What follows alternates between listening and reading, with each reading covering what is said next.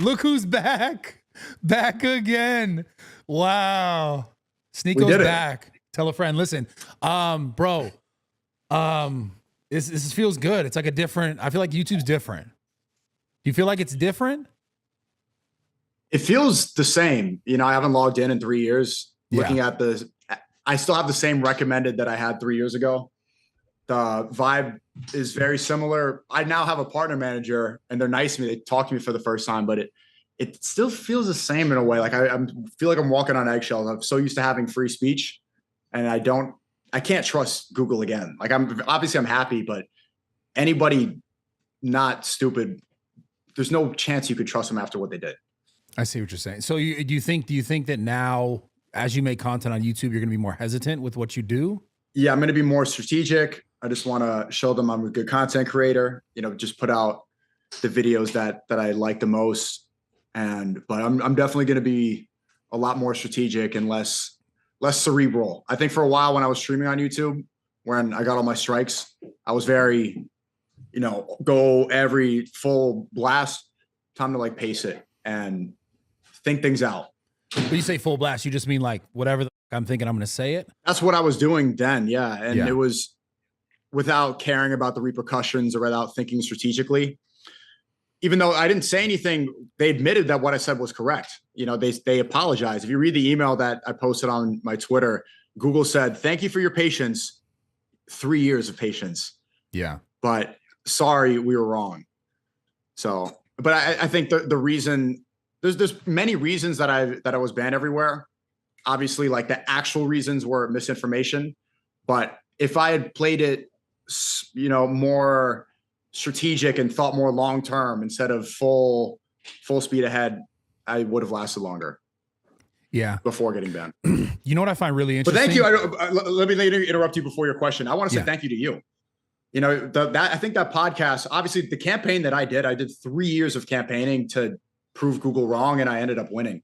That's a major feat. I've never seen that happen on YouTube. I've never seen a YouTuber get their channels reinstated like this ever. You know, somebody get blanket permanently suspended.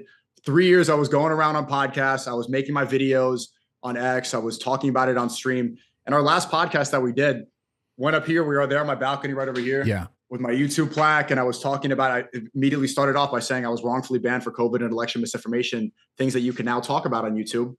And I think that was effective. And you gave me a platform to tell the truth when I didn't have one, when most of what's on YouTube is from, you know, boring commentary channels that just do drama slop, that want to say something negative. You know, that's what's dominating YouTube right now because of the algorithm. But you were there giving me an opportunity to say what was right. And you ended up being vindicated too. So thanks. I really do appreciate it. Yeah. It's interesting. I think, and I thank you for that, by the way, before I continue, but the thing that I'm starting to really notice, and I don't know if it's, I don't know if it's exactly true with what I'm going to say next, but it feels like there is a lot more power that people have now more than ever, that it felt like it was at least now. I think the future I'm a little more concerned about, but because of AI and stuff like this, but it seems like right now in this current time and at least over the last 3 years and the last few years, people have had a lot more power than I think they've been willing to give themselves like credit for. Meaning like, I don't think these changes would have become changes if they didn't feel a need, right? Because as a business, you have to decide, you know, are we losing users to TikTok? Are we losing users to Snapchat? Whatever the other platforms are. And I think these platforms, albeit the biggest platform in the world, Google, with unlimited money, essentially owning YouTube, I think they still start to recognize it like, yo, this is wrong. Even though despite at one time, you know, there was a presidency that was saying, yo, clamp down on this. Don't allow this to be said. Don't allow this to go out, which is why you ended up the way you ended up, which obviously was wrong and they admitted it. But I think, like, do you think it would have changed if enough people weren't like, yo, what the f?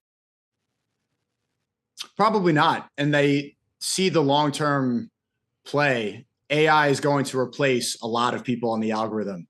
And they know that. A lot of the thumbnail replicate, you know, since I left YouTube, there's been so many, I'll just be honest, a lot of Mr. Beast clone type videos. Those people are going to be gone. A lot of fitness influencers, AI is going to replace them. A lot of people who don't have a personality and an authentic voice, AI does what they do better. So they know, and they're panicking. They're seeing what Sora's doing, and why would I listen to you when AI is speaking in a better way? And also, she has bigger tits and she's more attractive. This AI girl, I'm just gonna go listen, and she does what I say, and she talks to me back, and that's replacing so many of them. So they know that authentic voices are valuable. And I mean, weirdly enough, over the past 3 years, not only did the banned voice, because I exploded in popularity since I was banned. It's not supposed to happen. Since I was gone, I mean, I had 2 million subscribers, but far more people know who I am now. My name has more recognition. And also more people are just interested in listening to the wrongfully banned voices. People want to hear those banned voices because those are the ones that are having the interesting conversations.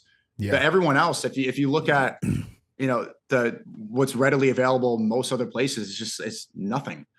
So YouTube they want to fight back against AI. They need creators. So you said something that was interesting though. The AI taking over and the authentic voices, and also you got more popular outside being canceled, and people wanted to hear those voices that were canceled. Do you think that maybe it's somewhat of a play of maybe we can lessen the power of these voices by allowing them back on almost? Because now you have the ability to control that sort of algorithm in a better way than you were if they were about. Then again, right? There is not as many people using Rumble. There's not as many people a ton of people search on Twitter. But what I'm trying to say is your voice got sort of louder, or more people were interested in it because it was banned. It makes me think like maybe they think if we allow these people, then maybe they'll have less of an influence. Ironically enough. Right. That's a pretty decent. That's a good insight. YouTube is different than Twitch. So Twitch, they do something called off-platform behavior. That's why I was banned. I've been banned on Twitch so many times I've been permanently banned on Twitch, and one of them was off-platform behavior. So they just said like, oh, we don't like what you did on that website, so we're going to ban you on our website. Yeah. YouTube doesn't have that policy. Although they do evaluate it, absolutely. That's not part of their community guidelines, which I have become an expert in. So if you follow that, then we should be fine. And if you want to have conversations about difficult subjects, then just do it on other platforms. But who knows? What I've learned is that if they want you banned, they will. Yeah. So that's it definitely, that falls into the walking on eggshells theory that I'm finding myself in. I've been so used to having free speech. Now that haven't even uploaded my first video back, and I'm already like, okay, can I see this? Can I say that? I'm already remembering what it's like to not be able to say the word, or not be able to title it properly, censor the first 30 seconds, make a joke about whatever. I don't miss that. Yeah. There's a little cumbersome for sure being on YouTube with that. But so what do you think? So what's your, those are decent insights, but what do you think the reason is? Obviously Steve will do it. I don't know if he announced it, but I think he's able to make a new channel. A lot of people who were banned are able to make new channels, but Google said specifically my case, I can get reinstated fully, which means getting all my channels back because I was wrongfully banned. So why do you think that they unbanned all of us?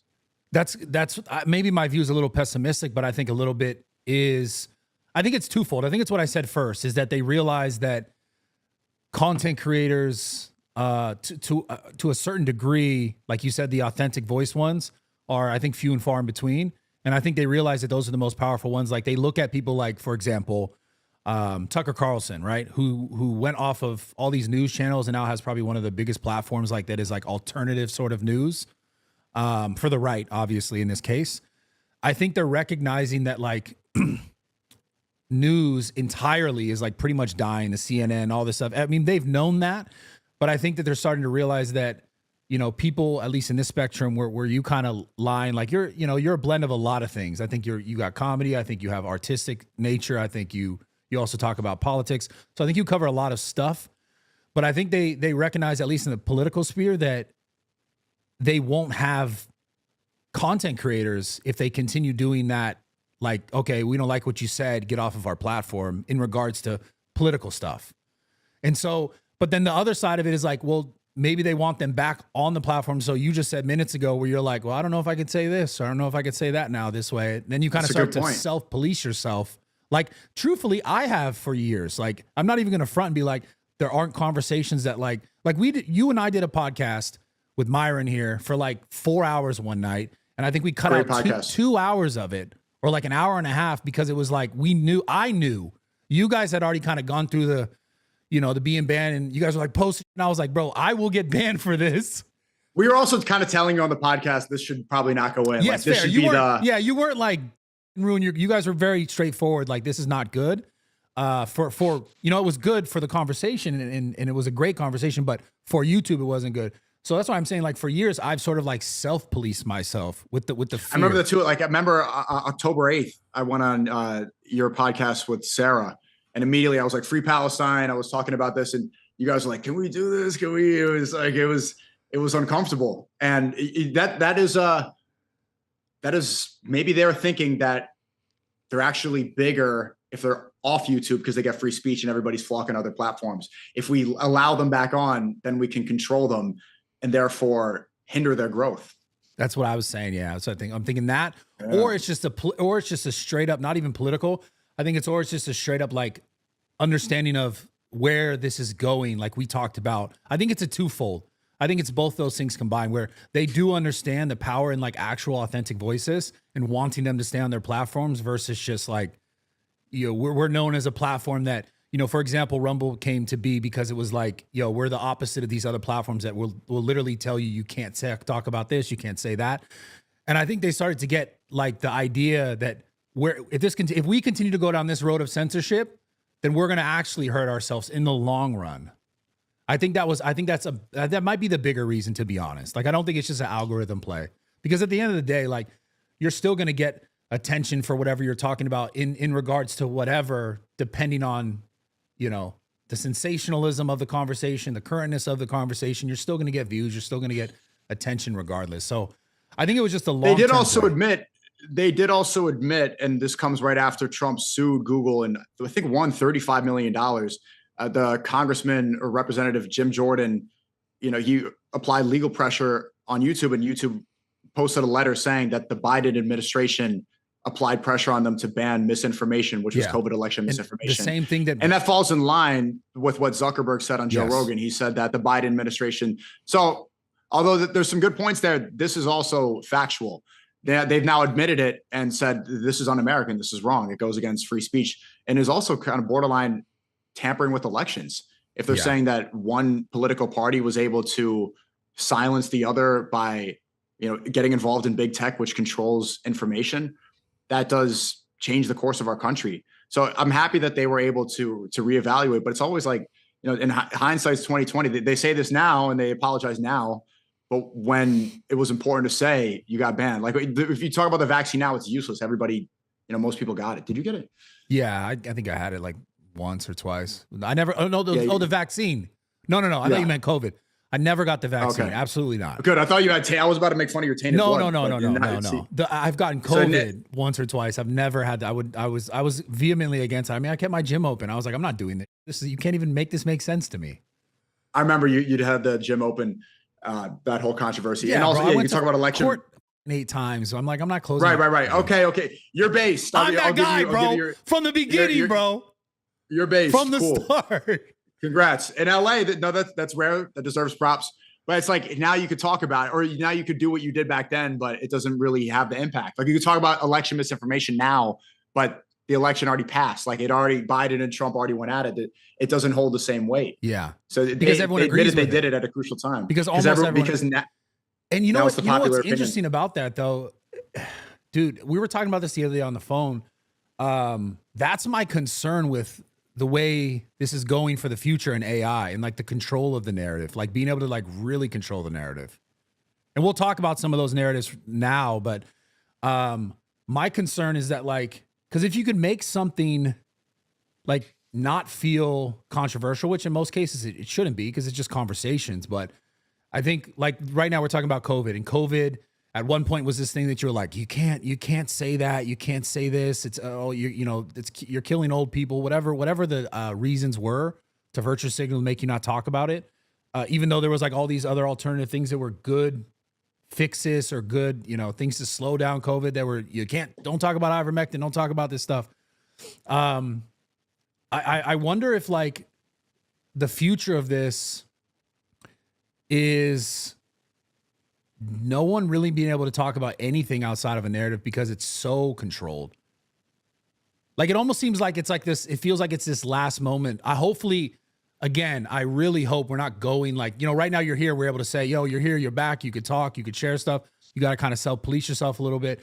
But my fear is in like, when this AI stuff gets so crazy and they really are able to control the narrative to such a degree that the narrative will just be what they want it to be, no matter what is said. Because let's say if I said something, but they didn't want it to be out there, then you could censor it in a way that is like, for example, right now we have certain things people say on Twitter or whatever platform, and you could tell it gets boosted. Like, you could tell it gets a lot more love. You could tell it gets a lot more attention, and there's bots and they're pushing traffic to these things. Or so my fear is that like the opposite of that happening when the AI gets better and the control gets better and the ability to like track what people are saying even better and even more.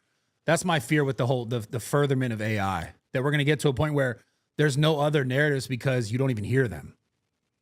If it's getting impossible to tell if people are real in videos, then imagine how fake engagement is when you see propaganda against a certain group. And this is what I want to even talk about. Netanyahu saying publicly that he's paying $7,000 per post for pro-Israeli propaganda, saying that he wants to invest and get influencers to support Israel more. You see the people that own OpenAI, ChatGPT, that own the majority of these AI companies and who they support. It's like all roads always lead to the same spot. So who does AI benefit? Is it going to benefit the people like me, or is it going to benefit the opposite narrative? So I think I'm seeing the algorithm shift, especially recently since the ceasefire. And now Trump is saying that he wants to deploy troops and destroy Hamas after they just announced a ceasefire. And it's very clear that a lot of this is, that not only is a lot of this engagement fake, but it's going to continue. Like, the narrative is super important to them. They realize that over the past 2 years, they've been bombing kids so much, and Israel's become super unpopular among the youth. Charlie Kirk was admitting that before he was assassinated, that look, the youth is turning and it's hard for me to keep promoting Judeo-Christian values. Nobody wants to keep giving tax dollars to kids dying. Yeah. The fact that they lost that, and that the support, especially the American support, is crucial to them, because if Israel does not have American support, they cease to exist. They're like a parasite. They rely upon our media. They rely upon our money, our military aid. Trump just went in Israel and bragged in front of Netanyahu about all the military, the completely complicated and how specific the bombs and the missiles that Netanyahu demanded were. We give them everything. So if that relationship is crucial to them, and you've seen Netanyahu go on this media tour everywhere, talking about Judeo-Christian values, making sure to put the Israeli flag next to the American flag, making sure you get on the Nelk Boys podcast where they have the American youth and be like, we're the same. I eat McDonald's. Yeah. I eat Burger King. I'm just like you guys, like regulated.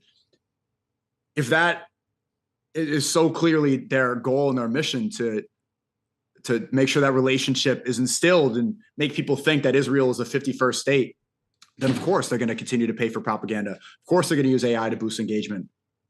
Yeah, well, I mean, even that Netanyahu thing where he was talking about, like, we got to talk to Elon Musk about Twitter. Even that same conversation, I saw him sit down and talk. I don't know who he was talking specifically to, but he was being recorded. I think he was talking to like that group of maybe like social media people in the same conversation where he's talking about, influencers and check out some of our influencers.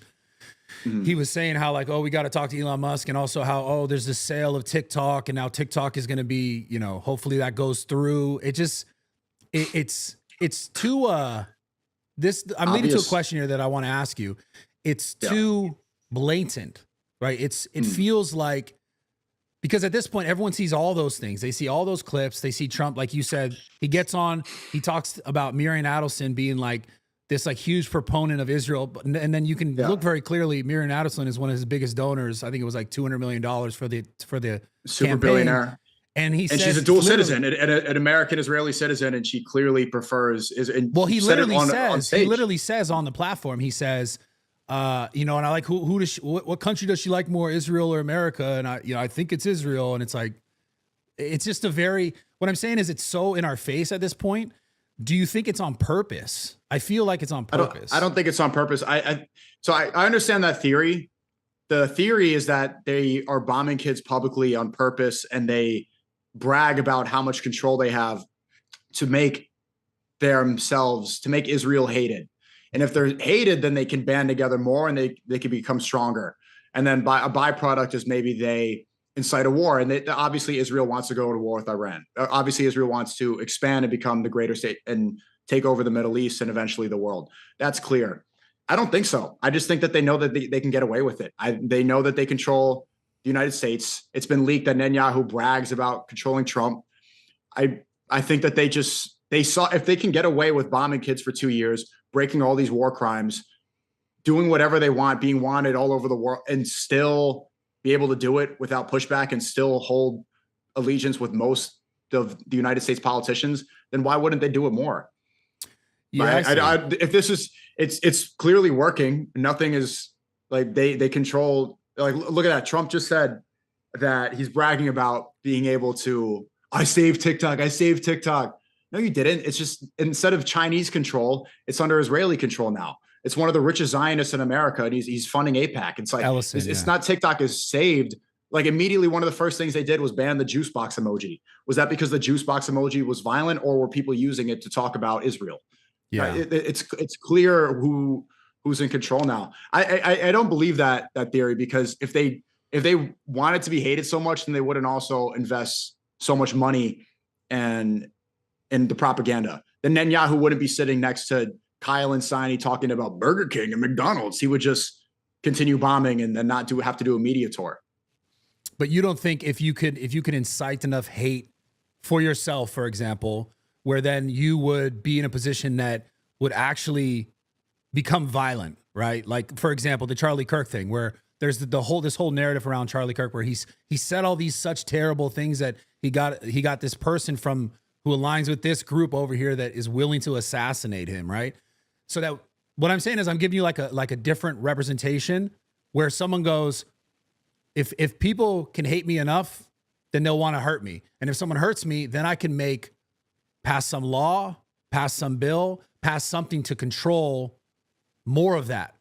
Meaning, like, if I can get people to hate me enough, could I say that, okay, now we've gone too far in this hating direction because it's so prevalent. Like, right now it's so prevalent.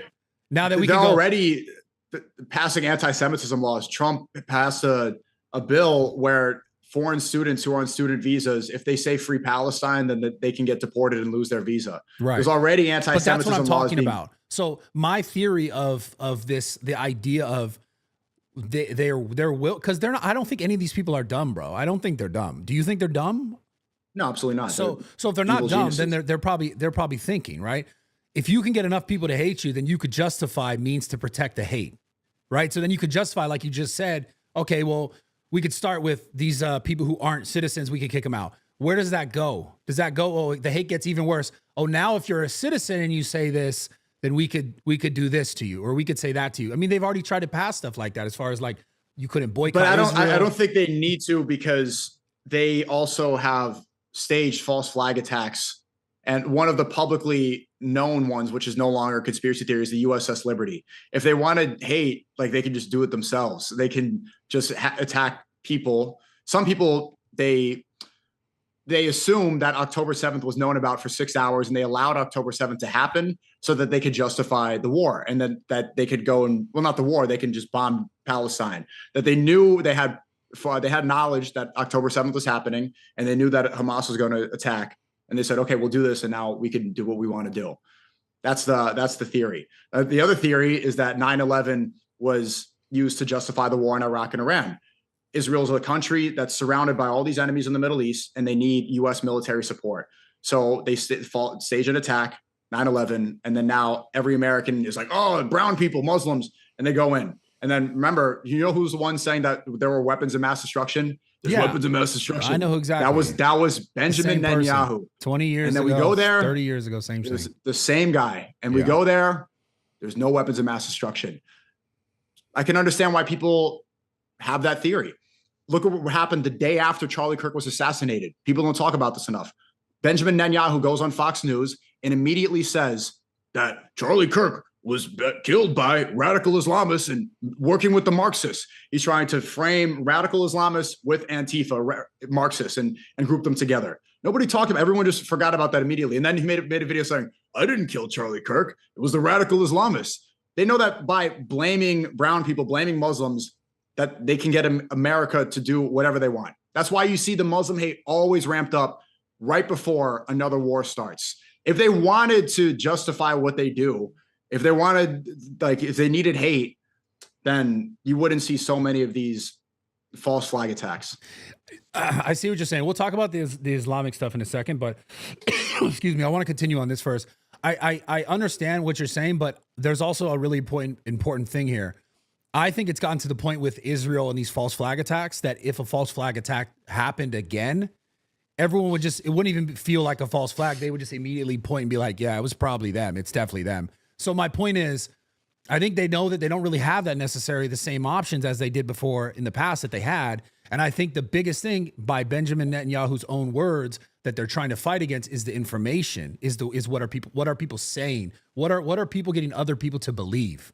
And I think that's the thing that in the long run, they want to be able to like fully squeeze and fully choke. And I think if you can get enough people to hate you, then you could start to rationalize, okay, we can make this a law that you can't hate this much. You can't hate this far. And I think that's like, maybe not as overtly, they're going to pass a law and do it, but I think that's what's going to happen with the AI advancement. Because did you see recently, there was this, senator of Massachusetts that said, I'm going to give back the money that AIPAC has given me, and I'm not going to take any more money from them. My point is, that's happening right now. That happened 2 days ago. And right now, right, if you go 5 years in the future, how many more people are going to like forego this sort of, we're going to not take this money, because so many people know, and so many people are aware, and so many people are bringing it up, and so many people are talking about it, that because the talk is happening, that war itself, as he would describe it, his own, like this other front of war, this information war, is so much more powerful in this case that they could justify, if they hate us enough, then we could cover some ends here, and then we could start to really clamp down. That's what I think. That's my perspective of it, because it's just like I said, the false flag. If they did it, that it'd be like, oh, it's you, and it would just make it worse. And I think they want to get to the point where their narrative, you don't even hear it about it anymore. Because, dude, if these politicians are already like foregoing money now, like imagine where this goes in 10 years or 15 years or 20 years, when everyone right now who believes these things and who knows them to be true, they come into power. They're the new senators, they're the new Congress people. They already know I'm not with them. If I got there, I wouldn't with them, because people now are doing it. Think how scary that is. So I think it's an information thing more than it is like a bombing or a false flag thing that they can really even like utilize at this point. Yeah, I understand that theory, but why would Miriam Adelson spend so much money to try to slander Thomas Massey, who's one of the few who's not taking money from AIPAC? Then why do the 7K posts everywhere? Then why go on this whole media tour saying he didn't kill Charlie Kirk? And if you're saying that a false flag would be really obvious, but it hasn't been obvious. The people who theorize about October 7th and about USS Liberty and what happened in 2001, look how we went to Iraq, we went to Iran. The clue, I mean, people who are able to connect the dots and assume that it was a false flag attack, that wasn't the common theory. Charlie Kirk, for example, I think there's I said this the first day it happened. There's a clear case, or there's a lot of questions to be asked. Like, was it really some, deranged person who's dating a transgender, or, who's been very public about killing journalists, killing foreign leaders, bombing U.S. allies? Israel bombed Qatar 3 weeks ago, and we moved on. That's an ally of ours who's capable of killing people in foreign lands for their own personal gain. And we saw that Charlie Kirk was starting to turn against Israel. Candace Owens just released text where he says, I don't think I could keep doing this with Israel. They're saying he refused money. They wanted to give him $150 million to Turning Point USA to give positive propaganda. And when he said, I'm not going to do it, you saw what happened to him. But was that actually confirmed? The 150, I think it was 150 million. Was that actually confirmed? Though? I don't 100%. think that was actually confirmed. I think that was just hearsay. That one's still theorized, but the text messages, that one is confirmed, where he did specifically say, yeah. I did. That was confirmed by his own even people.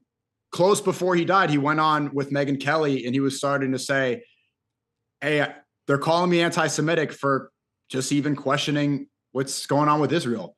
Yeah. Like if I don't have undying support, even I'm getting called anti-Semitic. This is going too far. He went on the Patrick Bet-David podcast and said he thought that October 7th was allowed to happen. Yeah, the standout order. A lot of this, the standout order was 6 hours late. A lot of this does not follow the Trump narrative, the Judeo-Christian narrative, the narrative of the most valuable asset to promote Judeo-Christian values. That was Charlie Kirk, to keep the American youth. And if he's starting to turn, then he can't go full red pill. He can't go fully down, because then a lot of other people are going to turn too. The American sport is extremely valuable to them. And that's why if you talk to so many boomers, I know if you're on Twitter, you think a lot of people are starting to become aware in this stuff, but many people have undying allegiance and still believe in Judeo-Christian values. The vast majority of white Christians in America believe in Judeo-Christian values. A lot of them are evangelical Christians. They say what Ted Cruz says, where in the Bible it says God must bless those who blesses the state of Israel, who think that Israel is our greatest ally. That propaganda has seeped into the minds of so many people, and it's really hard to deprogram that. Yeah, I just think where it's going. I don't. I mean, just knowing the past, right? If the future is more technology, more advancement, more AI, more control, like I feel like it's going to go in that direction where I don't know at what year can you be like, you literally can't even get the information out there that's opposing that relationship, because it needs it so much and it's so ingrained, like you said.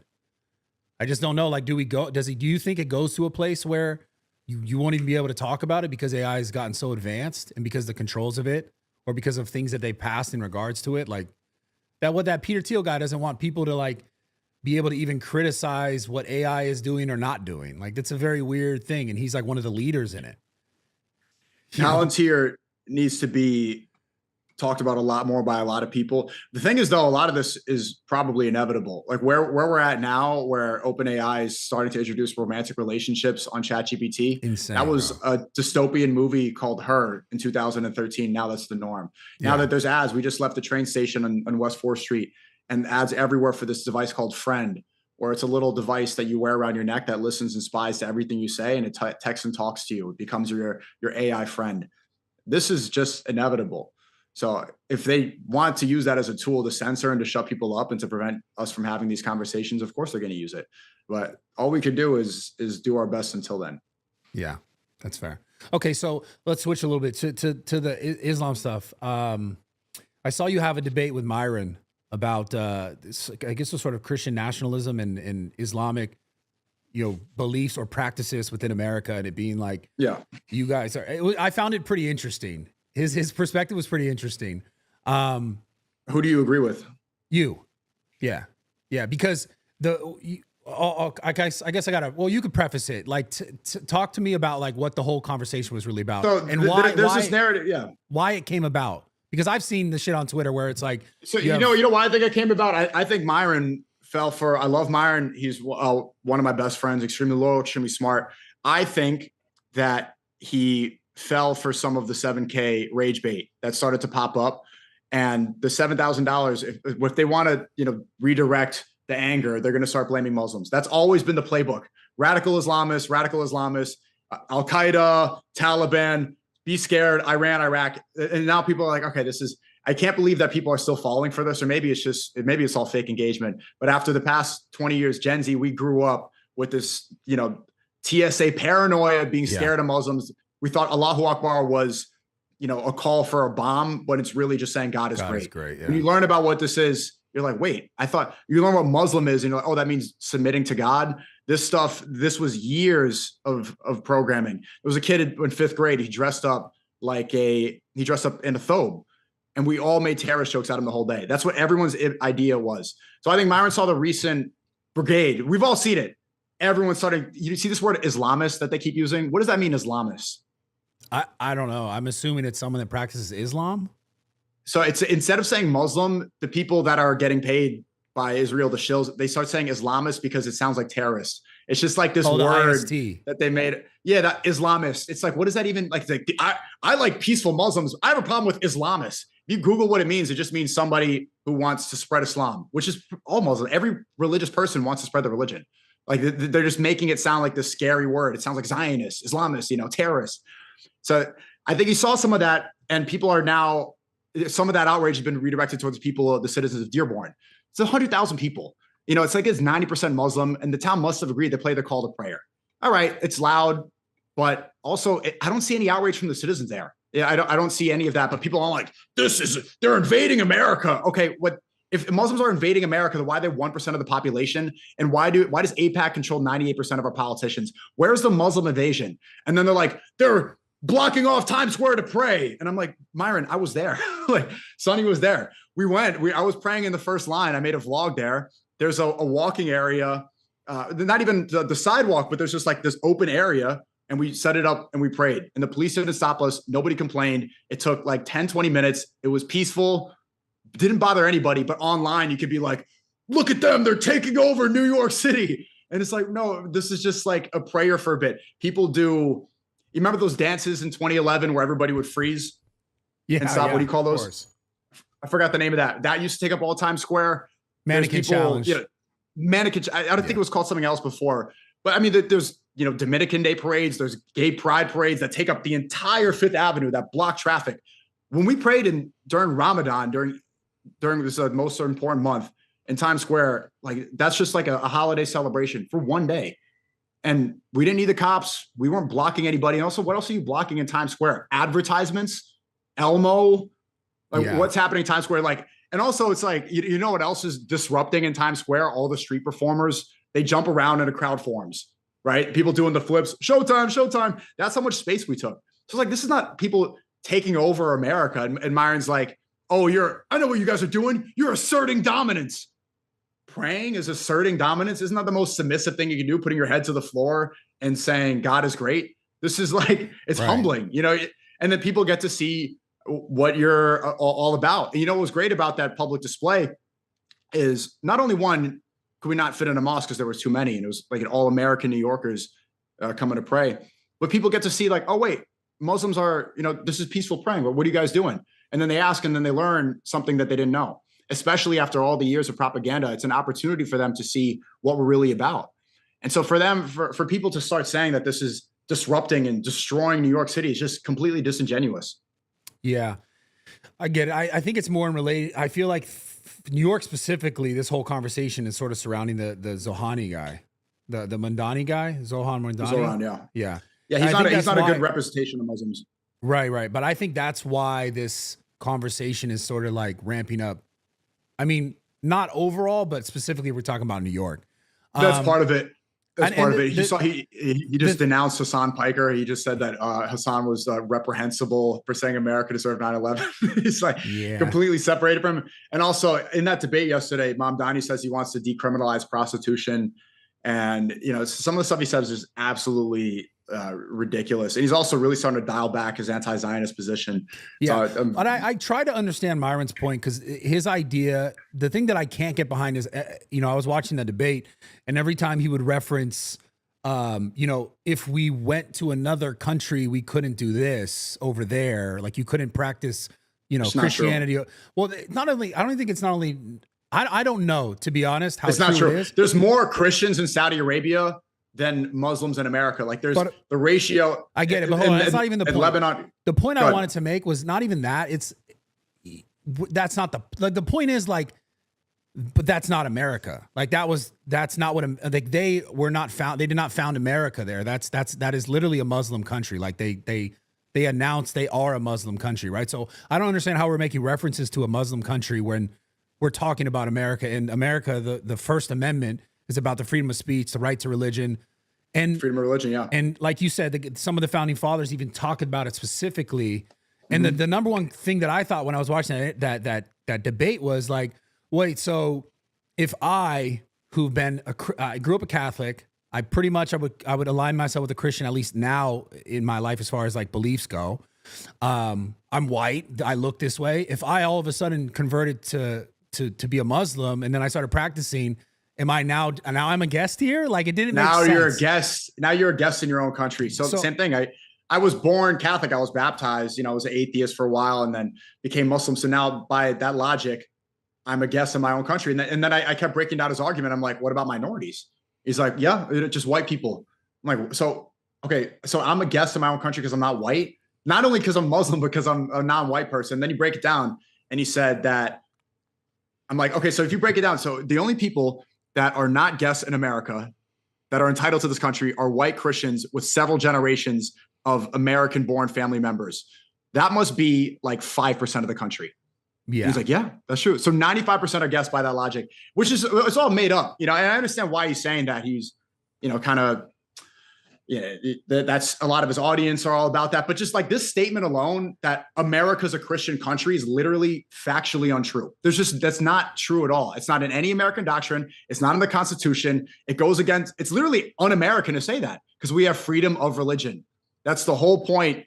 That's the whole reason they left. They wanted to get away from the monarchy.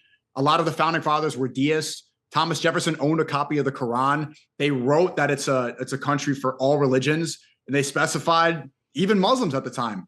So, well, because at the time when they found it, weren't they trying to evade like sort of persecution based on their own religious beliefs back in Britain? Exactly. And also where it falls apart is they're like, okay, Christians, okay, so Protestants, Catholics, they're close enough. Well, actually, no, they went to war for like thousands of years in Ireland, like tooth and nail, swords. Like these people are not like, it's just like the same thing because they think Christ is king. No. A lot of them excommunicate each other. They think one is not another Christian, and they battle each other. So you can come to America and then unite based off Christianity. That's never happened.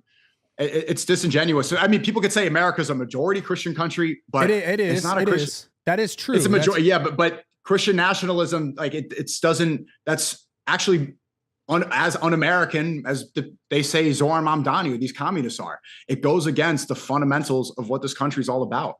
Yeah. I mean, you know what I find really interesting, and maybe this is just like a greater piece of this whole conversation. I just find interesting how much people believe, and this could be said about the whole Israel-Palestine conflict or any conflict over the course of history, is how much people have tied theology to what they believe they deserve or they should have.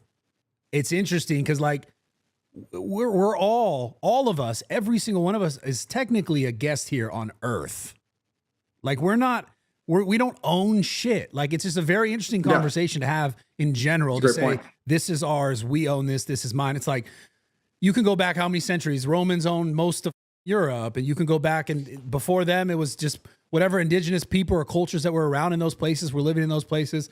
America, same thing here. Like, we took this from them, and at one point they thought that they were right and everything was right there, and now we're here, right? So it's weird. It's weird in general, on like just a world level, to be like, this is mine because my God told me it is, or because my God told someone 2,000 years ago that it was his, and then it passed down, so now it's mine. It's just, I don't know. I just have a weird disconnect with this like religious belief to like, this is my land and it's not yours.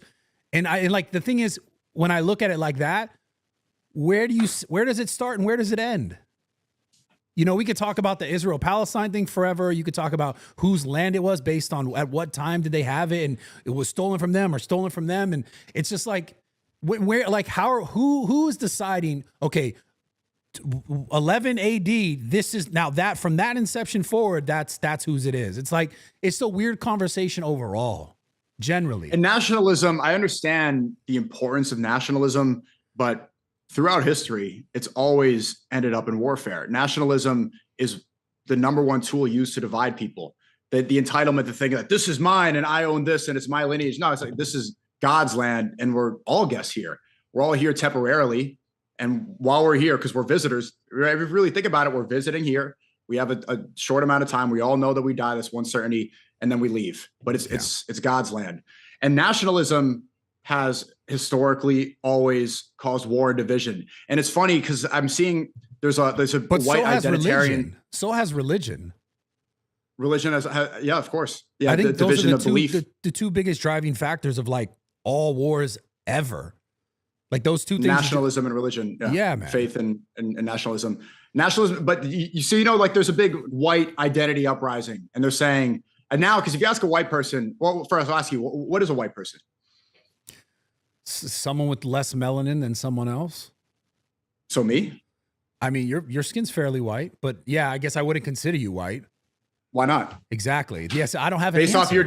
off your definition. There you go. So no one has an answer. I guess maybe maybe it'd be like a someone from Britain, someone from I don't even know. Yeah, I'm Italian, so it's like Italians some are darker than others. That kind of goes to the point that I'm saying. Up until like the 60s and 50s, Italians weren't white in America. You know that, right? Right. Yeah, they were treated like like another group of people that were enslaved. Yeah.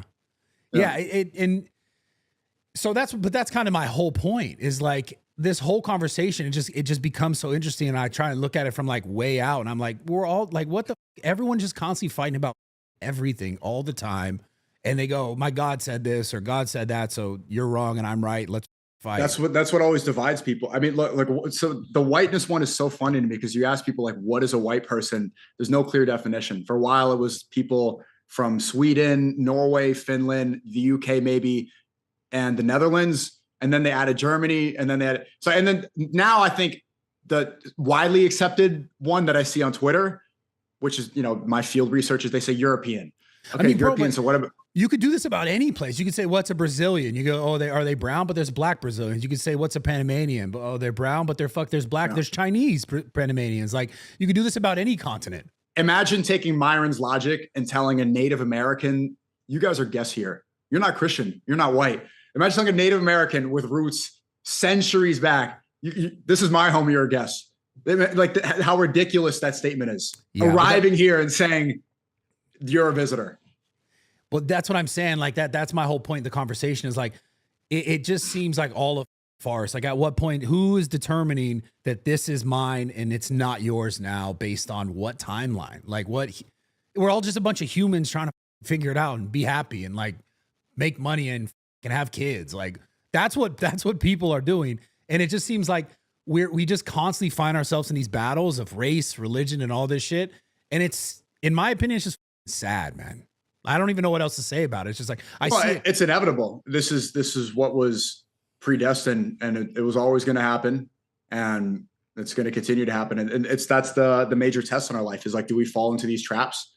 Do we like let ourselves be consumed and commit evil because this is what it does. It drives you away from your real purpose, like getting too deep into any of these ideologies, like saying like, I'm an American and that's all a lot of these tools. If you go too deep into that, then you just divide and you have this us versus them mentality. And naturally you start to see people as your enemies. Yeah. And if you justify it in your head, that's when war starts.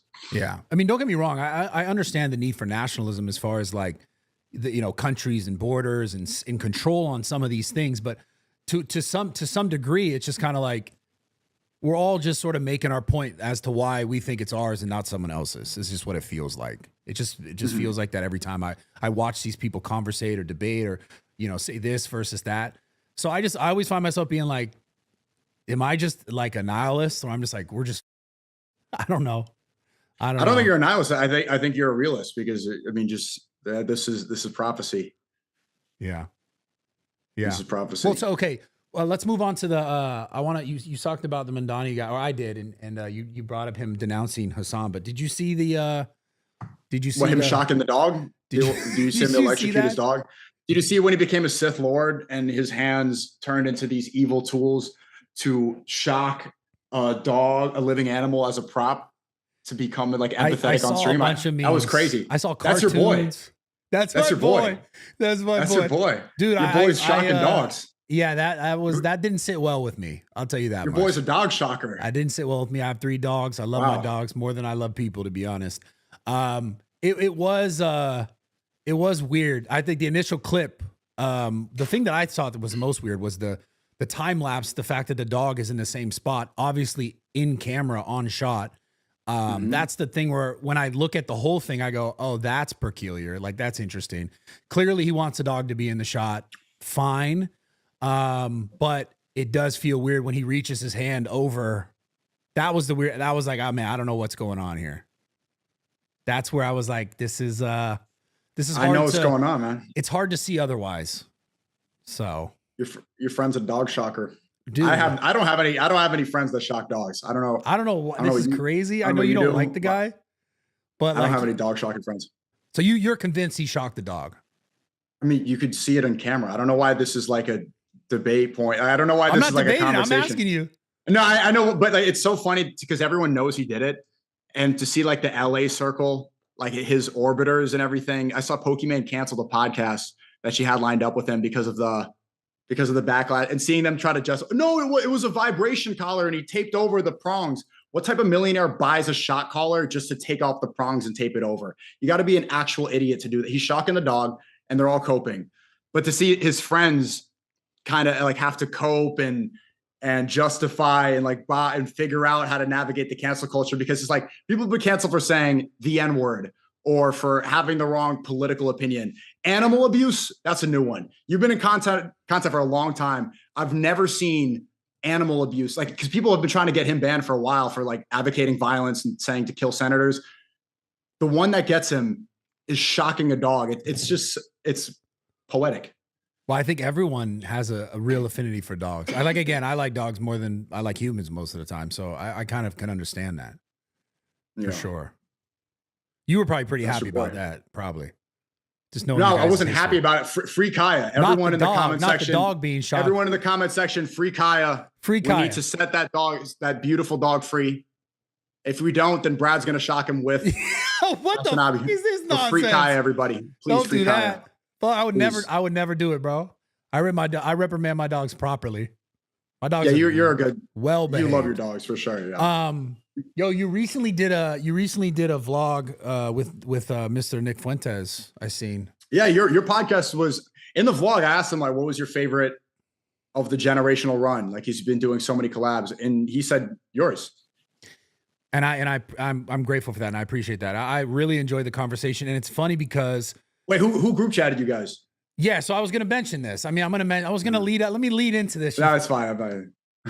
No, so I wanted to talk to Nick for a long time, for a very long time, and I avoided talking to Nick because of the whole narrative around him and everything that people would, don't do that, don't. And I like fell into that category for a while, and I was like, this is kind of sketchy.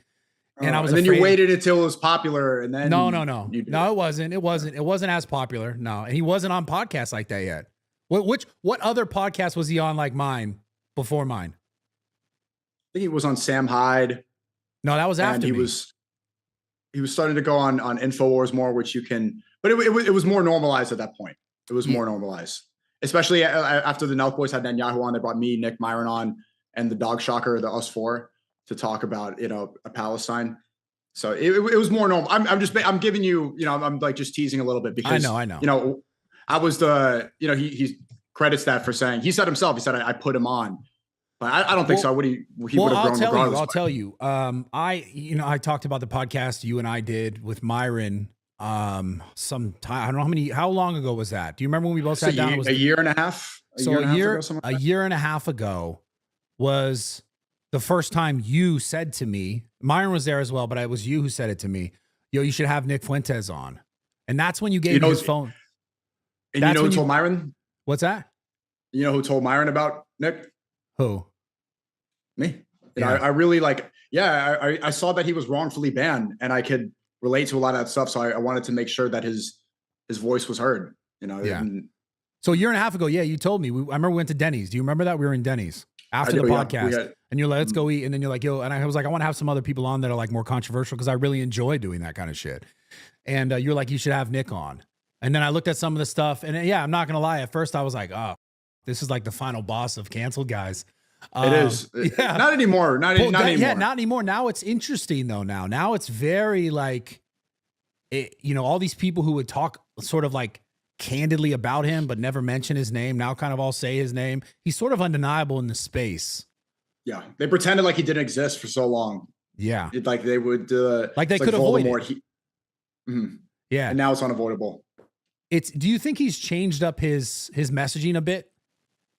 Nick? I think he made it more palatable for the mainstream. Yeah. I think I read his New York Times article, and he said he kind of like some of the stuff he said in the past was to provoke, I'm not going to repeat all this stuff, but it was definitely like, it was more humorous, and like when you're banned, you're speaking to an echo chamber. I know what that's like to be on Rumble first, and you just have like the really rabid people who only want to hear about one subject, and you kind of ramp it up and, you know, got to be edgy for them.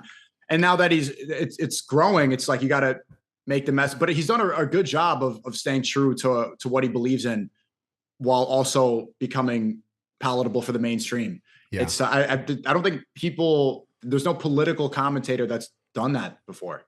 Yeah, I mean, he's been talking about similar stuff for probably 10 years now, right? Since about 10 years, since 2016, almost. Yeah, that guy's consistent, man. Yo, do you still have that Asian girl picture of you on the wall back there? Yeah, it's right here. There's me. My bad, dude. I'm happy you're back on YouTube, man. For real, I'm happy to be back. What can I plug my? Can I? I never plug any. Can I plug my channels? Yeah, do whatever you want, bro. YouTube.com/@Sneako. I have to add my second channel is @Sneako, so you can go there. That's my main and my second channel. I got them back, man. It's like I'm happy to plug that because it means everything to me. So and you have all your historic videos on there too, right? So because you were like a kid when you first started. I got everything back, man. It's like you can see my whole life on there. Yeah, that's beautiful, bro. So what's the direction moving forward on YouTube? So the first thing I'm going to do, but by the way, chat, I know, or people listening right now, before this conversation, Sneako was like, yo, I got a publicist now. Maybe you are a fan, bro. Well, first video back. I'm going to leak it now. So me and Brad were going to put on yarmulkes, and we're going to go to a synagogue and it's just going to be good. It's going to be good. Not too controversial. You know, I want to make some dope stuff. Is everyone going to say, when you start posting content on YouTube, are they going to say, I want the old Sneako back? They've been saying that for like 10 years. So I've been hearing that. I've been hearing that nonstop of course. I like when people say that. That's actually true. Cause you're growing, you're evolving. It's good. How old are you now, bro? How old do I look? Early 20s, 25, 27, 20. Oh shit. 27. Yeah. Damn. How's it feel? It's just like I got the Brad head. You got the Brad cut now. Wait, can you take your head? Let's see. Do we look alike? Yeah, I gotta cut it up. You know, we do look alike. Let me flick it off. Let me flick it virtually. Can you take it off? No. That's on a different channel. But I'll take it off when I see you next time. If you show up to LA with the bald head, I'll have the bald head. Brad's funny because like you stream for hours on end with the bald out, and it's like taking up half the frame. And you do the pod, and you're like, fuck, like it's glued. Like you're in the gym, it's like it's not coming off. Yeah, I don't know. I think because when I stream, it's like more private. I feel like, you know, those are the homies for real. Yeah, those like everyone else. They get on all these other clips. They judge. They're so mean, you know. Right. It's like having raw sex with the main and then condoms with the sides. You're Are you Arnold Schwarzenegger and me right now? What's going on here? No, that's basically, it's like you have a layer of protection with people. The intimacy is not there yet. Yeah, that's exactly right. Actually, that's pretty accurate. I thought you were trying to make an Arnold Schwarzenegger joke. That's a boomer joke. I don't know what he is made with something. Yeah, he has a kid. Yeah, a kid by his maid. Friend of mine actually. His name's Joe, the son. Oh, really? Yeah. Like that's why I thought you were directly talking about that. Because he got his maid pregnant. He got one of his house workers pregnant, and he has a kid named. But he's a great kid, amazing. One of my favorite people. So, yeah. Anyways, it's weird that this. So listen, it's a human now. What? That's just weird that story is now like a person. You know, he's known anyway. Yeah, no, because it was like a scandal. It was like a scandal way back in the day, and then Yeah, to be like a human scandal. Good luck to him. It's kind of like you. You're kind of like a human scandal. Not anymore. Look at this. I slapped it off. Slapped it away. I'm all good. I'm back. Truthfully, did you ever think this day was coming? I did. I prayed a lot for it. I prayed a lot for it. So it is weird. Every day it feels really surreal. What else you pray for? Yeah, what do you actually want out of your life, bro? I want to go to heaven. That's the most important thing. I just want to make sure. What do you think allows someone to go to heaven? Only God knows, but hopefully doing more good than bad. That's the way I see it. Yeah. I think it like evens out. It's like if you do more good than bad, likely you're going to be able to go upstairs. But What do you the think most that's important thing. like? What do you think it is? What do you think heaven is? I mean, it's described. I think it's paradise. I think it's eternal paradise. Do you think it's not physical though? You don't think it's like this? Something that we can't greater than we can comprehend. Yeah. I'm excited for it. Do you ever talk about this stuff much? I do. Yeah, I talk about it a lot. Have you ever, I don't know if I've ever really asked you this. Have you ever had points of like complete disbelief?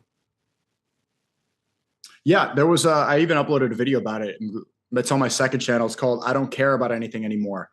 I remember I was living in Brooklyn at the time and I had no belief system and I didn't know what to follow and I had no guidebook and I didn't know what to do or what my purpose was. And that was like a complete nothingness. I didn't believe in God. I didn't have faith. And that was a really low point. And since I found it now, it's like, I know exactly what I'm supposed to do. It's like, it was like being an ant and you don't know how to like build an ant farm or work with the colony. You're just like moving around. And now you know what you're supposed to do, your mission. You got to get the grain of sand and build the house. I now have the programming I need to do what I'm supposed to do. You just think, but you think supposed to do is all around good. Yes. Yeah. Serving God and everything stems from that. So like, what does God want you to do? Obviously he wants you to make the world a better place and to pass the test he gives you. I think that was one of the tests. I think at the time when I was speaking about, I think that was the major test.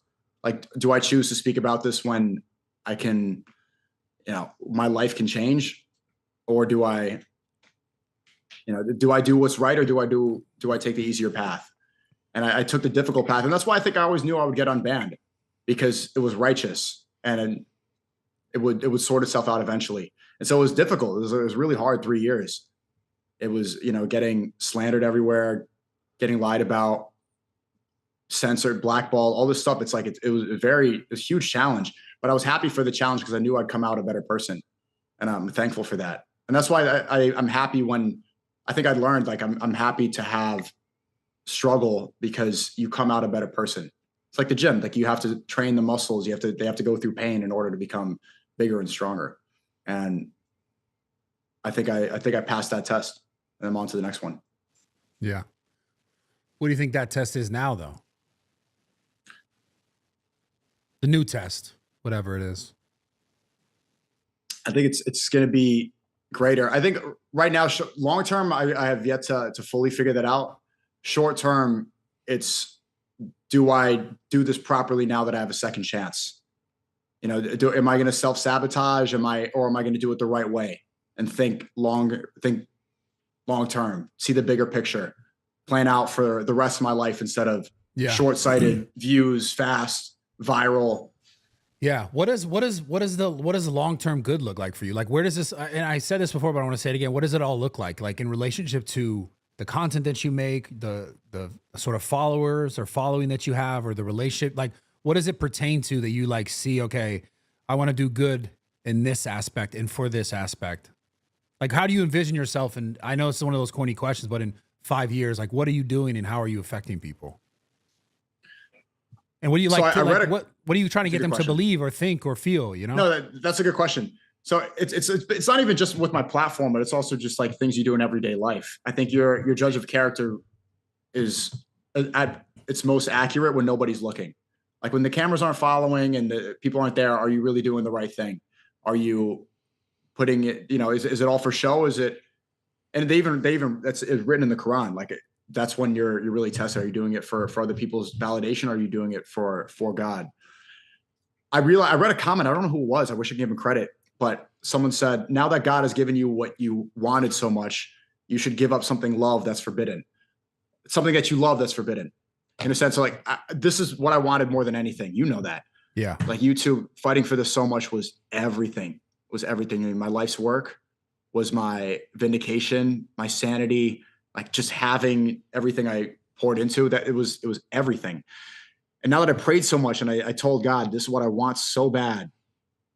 And now that I have it, I should give up something that I love that's forbidden, because I'm used to that threshold. And that's why it's good to have pain in that struggle, because I'm used to that level and being able to go through life at that pain. So now that I'm going to be happier, you don't want to get too cocky or too arrogant. You want to be able to stay sane, and also to sacrifice is good. So I think in 5 years, the next step is giving up, the fast life. Like the influencer life allows you, have money and free time and access to social experiences that are really easy, and it can get addicting and can be a trap and can be, you understand what I'm saying? Like this life does not encourage the humble family household, and that's what we're supposed to do. And so I think giving up what I love would be a lot of those cheap thrills in order for what's long-term. So that's the next test. Like, can I give up the short-term satisfaction for what's real? So I think in 5 years, I obviously want to get married and start a family and be more disciplined and think about the future, not just for myself, but for my children. Yeah. Well, that's beautiful, man. For real. I think that's the thing. Like we've gotten away, I think because of a lot of obviously a lot of circumstances that like make it more difficult nowadays to even have that or think that can be something that is attainable for a lot of us, which is why I think a lot of young men are having families a lot later, because it's harder earlier to like build something of value that you could sort of live from or live off. Do you think that gets better or worse for people? It gets better for worse with age? No, meaning like, do you think that it's going to become easier for the younger generation to get towards that sort of part in their life? Because like, like obviously it was a different time, but 50s, 60s, 70s, you think it's going to get harder? It's because they're putting everything in front of us to distract us from it. Dating went from getting an ice cream at the cafe or whatever now to swiping right endlessly and, doing one night stands and the abundance of options. And not only that, AI is coming in and replacing a lot of those. And the amount of porn that's everywhere, the amount of all that is replacing and giving us all the dopamine that you would get from a committed relationship. So it's going to get more difficult, and they're making it more difficult on purpose. So people are more easily controlled. So that's the challenge. But I think for people that have already become successful, the challenge is letting go of those, is being able to sacrifice the cheapness of it. Because I think why it's difficult for so many successful people to settle down is because you get used to the access you have, and it's difficult to sacrifice what comes so easy compared to most people. So for the average person, it's going to get nearly impossible. Like look at the way, not only does the average guy, like every these women think, I mean, look, not to be misogynistic or whatever, that most women think that their guy should be a millionaire, should have at least 500K, 300K a year. The average guy's making like 45K a year. They all want a guy who's 6 feet. They all want, and just the average to be able to even like talk and get to know a girl, she's already on Instagram. She's already having way more access and options than he is. Like a celebrity can DM her. And she probably has been DM'd by celebrities if she has an active Instagram account and she's slightly attractive. So she has a different perception. Girls are talking to ChatGPT more. Instead of, getting answers that are truthful and where she has to think critically, she can get AI to validate every delusion she has. So it's more difficult to date. And also it's like more difficult to make money. So when you have time to talk to these women, it's a complicated sexual marketplace. Yeah. It's challenging, man. This shit's so much more challenging than it ever has been, I think. I think for young men, it's like becoming it's interesting because at one point, the internet, I'd say like 5 to 10 years ago, it was just like, damn, it's so kind of not easy, but you could figure it out. There's so many more options like where you can make money. But I think you're right, because now there's so much more access to all these other things that have also come along with it, that the distractions there are much greater. So I think it's for younger men to like you said, your sort of 5-year goal now, I think for all men to think of like, what are the things that you can get rid of or let go of that are not really serving you, that are not making you a better man or a better person or a better partner or a better business person, that are just distractions, because there's so much more of it now than ever. It's just that challenge of like being honest with yourself and being like, all right, this is not serving me. This isn't making me better. I need to let it go. And I think that's becoming harder than ever. So yeah, because it's more addicting than ever. But imagine if you told me 2 weeks ago when I was still banned on YouTube, if you said you can get your YouTube channel back, all you have to do is sacrifice cheap dopamine. You got to go to the gym every day. You can't watch porn. You can't date without trying to marry. You can't waste time going out and partying. Would you take it? I'd say absolutely. I would take it in a second. I don't even have to think about that. I would take the YouTube channel and be able to have that back and be vindicated, be able to create on that platform again. I'll take that a second. Now I have the channel, but I still have the other things, right? Yeah. So it's up to me to sacrifice that. And imagine like now that I'm back, imagine no distractions at all, fully focused on what I'm supposed to do. And also imagine me jacked. Imagine like Jack's like 185, you know, I'm 160, imagine 185, 260 is a little much. Yeah.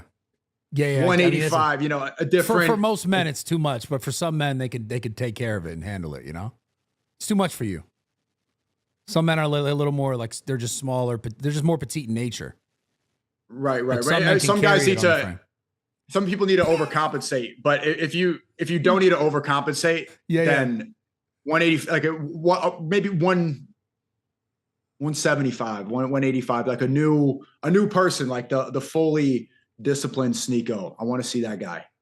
Yeah, 260 Sneako. That guy probably has like insecurities or something. You think that guy would have insecurity? He's just too great, huh? The 260 ones, you can't shoot that far. It's like you're shooting for the fucking moon, not really the stars, huh? Yeah, it's just like, that's just like, why do you need to do that? It's just so unnecessary, you know, unless you're like a super wrestler or a football player, like why do that? Too much dedication, too much passion, too much drive. It's not for everyone. It's just, yeah, no, just to be, you know, doing curls. It's just like, that's unnecessary. That's just like, you know. Yeah, I get it. It's not for everyone, man. Dude. Right. You know, have you ever thought of getting on steroids? I was going to ask you that. You're going to ask me that? As the steroid expert. Okay, go ahead. If I did a cycle, can I just stop it and then just go back to, or do I need to keep taking it forever? So you obviously you can just stop it, right? I think people who take it for a longer period of time have a harder time coming back to normal and like stopping it in general. And that's twofold. I think it's because once you do it, it's kind of like, oh man, I used to say this. I'm trying to grow up a little bit, but I'm trying to give you a good analogy. I'll just tell you. All right. I'm just trying to give you a good analogy, but I was trying to like also be like, I'm a grown man. I shouldn't say this, but I'm just going to say it. It's like good pussy. Okay. Okay. Once you get it, and once you know it, you don't unknow it. And then you relate all the other ones to the one that's good, right? Because you know, oh, that one was good.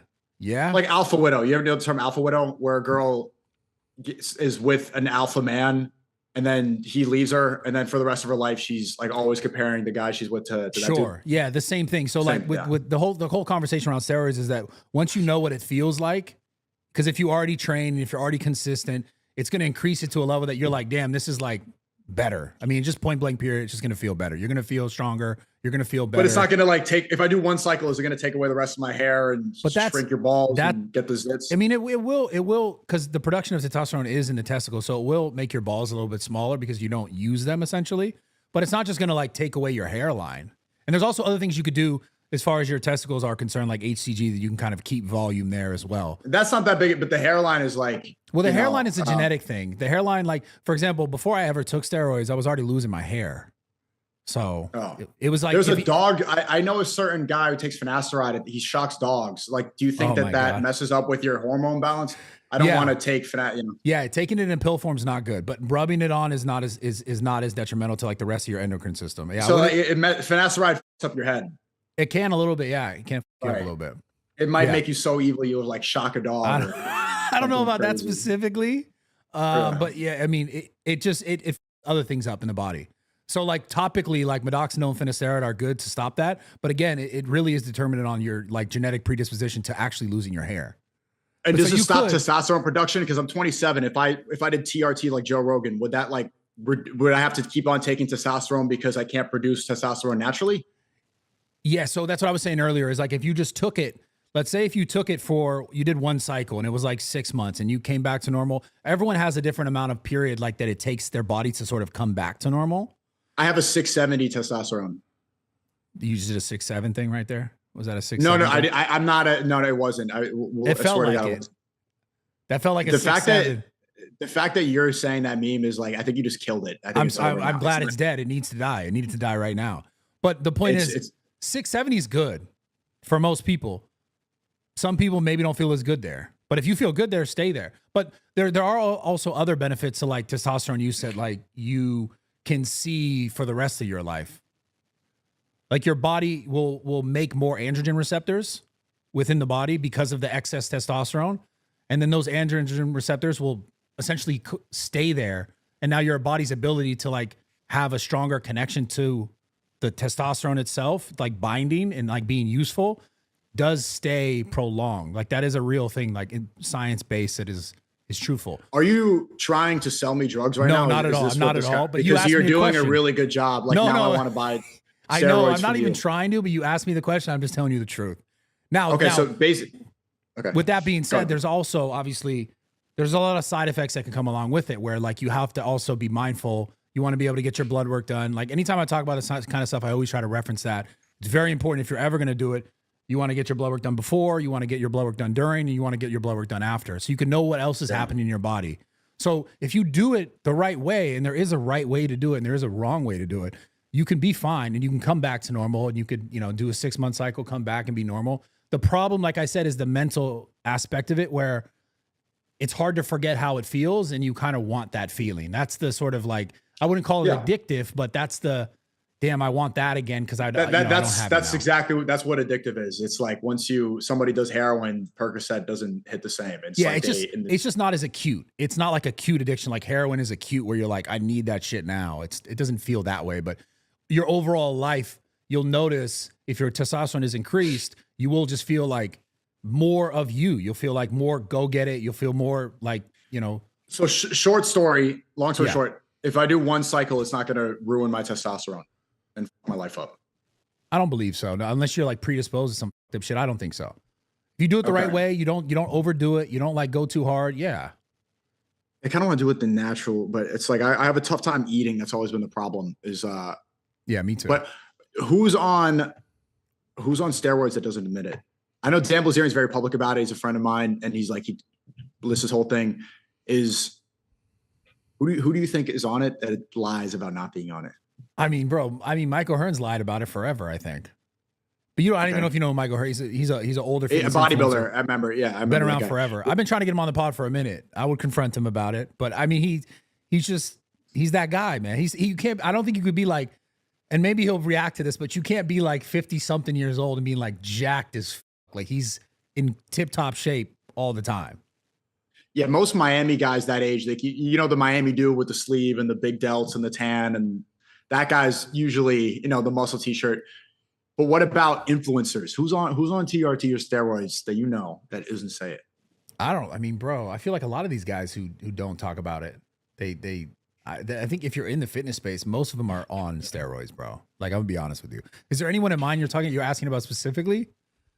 No, there's a couple people that I suspect, but I want to see what you think. I'm gonna text you one right now. Don't be weird. Okay. Let's see. This is funny. I got a pretty good judge of this. Interesting. I know Zerka's done it. Zerka talks about it a lot. Interesting. Do you want me to say that? What do you think? Why don't say that?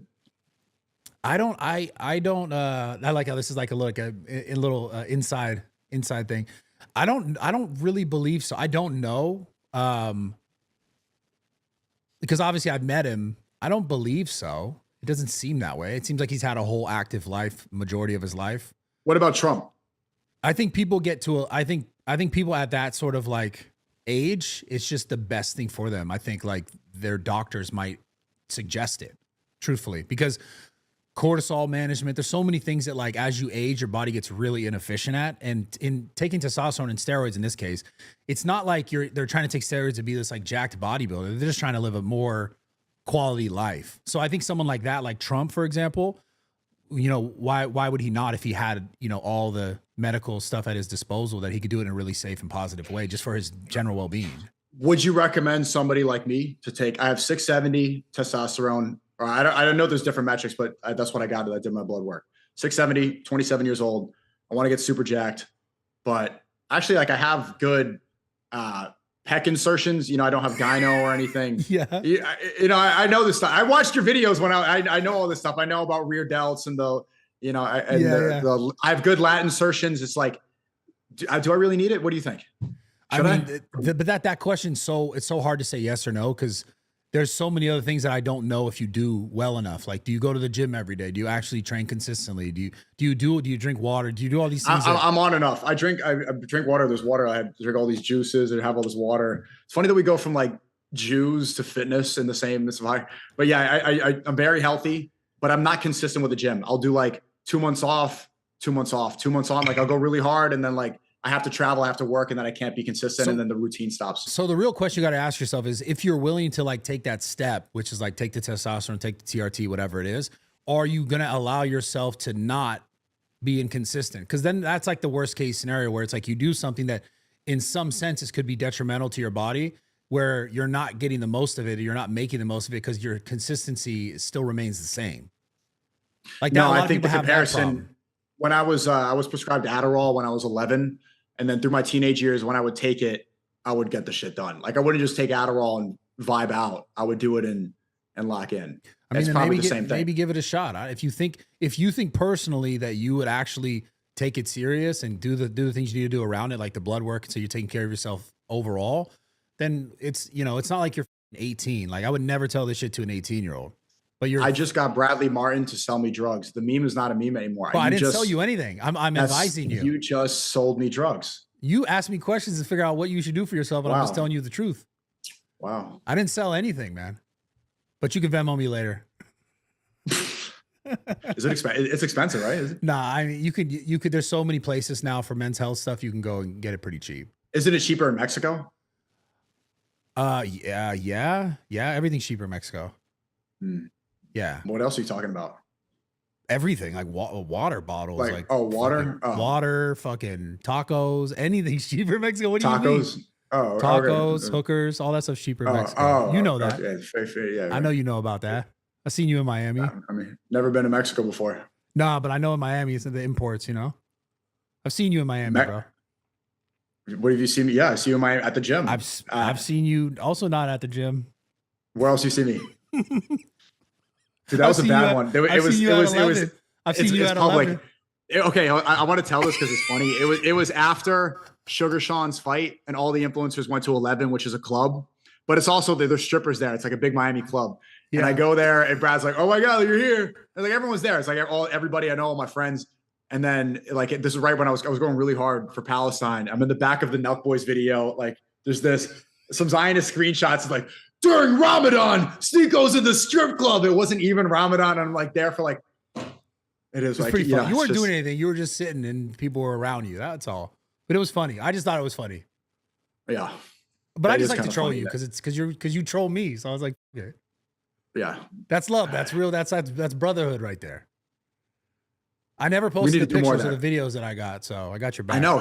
I'll tell that to Brad's audience. He did take sneaky videos. Like, look, he was like threatening blackmail on me. Yeah. I would never post it. It's just funny.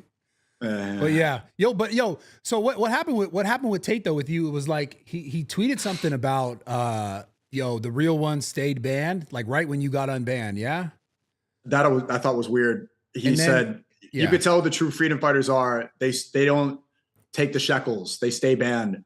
I'm like, bro, like, come on. It's just, all right, bro. And then I said something on Martyn's pod. And the next day he said, congrats on getting unbanned. So yeah, I appreciate him saying that. Yeah, for sure. But no contention there. Yeah. Yeah. I was supposed to go interview him in Dubai this month. Yeah, he's got a fight coming up, right? He's fighting, who do you think you got, Tate or Chase? He's fighting Chase Demore. I met Chase. He's a good guy. Chase is a good guy. Chase is tall. Chase is big, skinny, but obviously he's big. He's tall. They're about the same size. Whenever I see Tate spar, it's always a guy like significantly smaller. So this is like a good size matchup. Pause. It's hard to count Tate out though, because he's has so much actual ring experience. Like he's done that for a long time. It's not like new to him. No. And also people are saying he's retired. He's 37, 38. This is like Alex Pereira's older than him, and that guy's one of the best in the. So I think we're learning this year, especially old fighters, you can't count them out. Yeah. I'd like this. I mean, the funny thing about Tate is like whoever he fought, I'm definitely watching it. I think most people would watch that. how much you think he made for that fight? That's got to be a big bag. It has to be a huge bag. Because that's one of those dudes. If he loses, his brand takes a big. Like Chase can lose, and it's not. He's going to get more fights. In fact, his stock goes up just by getting this fight. Tate loses. Can you still call yourself top G? I mean, there's a lot. There's a lot of other things he'd be probably able to call himself for. Yeah, but that's a risk. I'm surprised he took it. It's got to be. It's got to be. How much you think it is? More than 10. It's got to be more than 10. I would say. I was going to say 10 to 15. Yeah, that's what I think so too. Mm. I wonder if he'd say it. I wonder if he hasn't talked about it much. I think Tate was, Tristan was talking about it a little bit, but I don't think Tate even confirmed the fight yet. Probably still trying to figure out. I just saw it on. Yeah, I haven't spoken to him in a while. You're close to him? Yeah. I was supposed to go interview him, like I said, in Dubai. Just the flights. I was like, these flights are crazy. 16 hours, man. 16 hours. Bro. Yeah, I did not want to do that. I'm not going to lie, but I'll probably make something happen soon. Yo, that's crazy. So you were going to fly 16 hours to Dubai to interview Tate, but you couldn't fly like 5 hours to New York. I didn't fly, but I didn't fly. You see what I'm saying? I didn't even fly. I know, but you could have did this. This flight is like nothing compared to that. You're back and forth one day. Yeah, but I've flown out to you to do a podcast already. What is this, bro? No. You happened to be here and you took a shit in my bathroom. It wasn't like planned out. Wait, no, I thought we did plan it. We did plan it.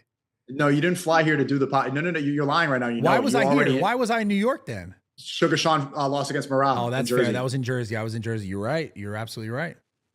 Vindicated. Look at you. Always. I was like, why not pull up and say what's up to Sneako, man? Shit in his bathroom.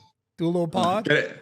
Farm some podcasts. Yeah. Farm me for content, Say what up to the cancel guy that, can't get anywhere else, but, right here on this channel.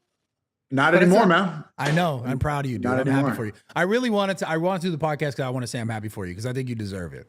So. Thank you, man. Yeah. Thank you. And I'm excited to see what you do with it. I'm also excited to see how you move through like still talking about the same things you talk about, whether it's on or off platform. Do you think I went too hard this podcast? No, not at all. No? Where'd it go? Okay. I did talk about it a lot more than I thought I would. Also, you saw a sneak peek of my first video back. So I've been uploading some of my older Twitter vlogs. I posted 2 on my main channel and a lot on my second channel. What do you think of the video I'm working on? Brad saw a sneak peek before the pod. I think it's poetic for sure. And I also really like the coat. I really like the coat. But you've always had that spin on your content. It's more artistic. And I guess I just found out recently before this podcast, you edit all your own shit. I didn't even know that. It's a lot of work. It's a lot of work. That's probably why they come out the way that they do, right? Because you obviously care about that in a creative way. Yeah, the intro's sick for sure. I think they're gonna like it a lot. I'm so excited. I'm gonna go on a run. I'm about to go on a little run. This podcast is gonna be the marker of a generational YouTube comeback. See, everybody loves the come up. The comeback is better. No, people love the comeback. I think the comeback even more than the come up. Because at the point you get to a point on the come up, and then when everyone really just starts to hate you, and then they love to see you crash. That's what the internet does. The internet loves to hate somebody who's doing really well. Like you see happens to Kai Cenat. He starts succeeding and everybody starts hating on him for like little dumb reasons just to tear him down for fun. So everyone needs to fall. I had such a big crash. It's like, bro, you can't tear me down again. Like now I have all the cards stacked in my favor to really, I don't want to say redeem myself, but to take over again. Yeah. Bigger. Well, I'm happy for you, man. I look forward to see it. And I think, you'll probably be out in LA, probably do some content, maybe for your vlogs or some stuff with Steve. But is there anything else you want to tell your audience? No, man, I'm just excited for this comeback. So I don't know when this podcast will be out, but probably right around when I drop my first video back. And I'm really nervous about it, but I'm excited I'm about to go finish it right now. Cool. Well, if that's all there is, I appreciate your time today. Thank you for taking it. Thanks so much, Brad, for having me. It's always fun. I don't know. We've done a lot of pods and it's always interesting. All right. We're out of here. Thank you, Sneako. Every Tuesday. I love you guys. Subscribe to the channel. I'll see you guys next week.